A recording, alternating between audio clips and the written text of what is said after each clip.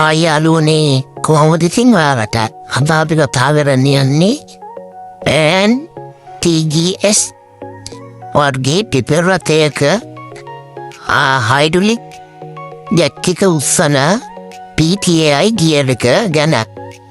මේ PTI gear එක වැටෙන ඒ PTI ගියර් සිලෙක්ටරේ තමයි මේ තියෙන්නේ.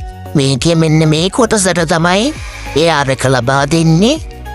ඊට පස්සේ මෙන්න මේ කොටසින් අපි සිග්නල් එක ඩෑෂ්බෝඩ් එකට ගන්නවා. PTI එක වැටිලාද නැද්ද මොකද්ද වෙලා තියෙන්නේ කියලා සිග්නල් එක PTI ගේ දෝෂයක් තිබුණත් අපිට මේක ඩිස්ප්ලේ එකෙන් බලන්න පුළුවන්. ඊට පස්සේ මේ පැත්ත තමයි ගියර් පෙට්ටිය පැත්තට සෙට් වෙන පැත්ත. මේ දමතනින් ලබා දෙන ඒ ආරකේ නිසා මේ පීල් එක ඉදිරියට තල් වෙලා ඉයර් බොක්ස් එකේ තියෙන වීල් එකට සම්බන්ධ වෙනවා. මේ සම්බන්ධ වීමෙන් තමයි අනිත් පැත්තට සම්බන්ධ වෙන්නේ හයිඩ්‍රොලික් පොම්ප් එක. හයිඩ්‍රොලික් පොම්පේ ක්‍රියාත්මක පටන් ගන්නවා මේ පැත්තට ලබා දෙන උලම් බලය නිසා. අර වීල් එක ඉදිරියට තල්ලු වෙලා ඊට පස්සේ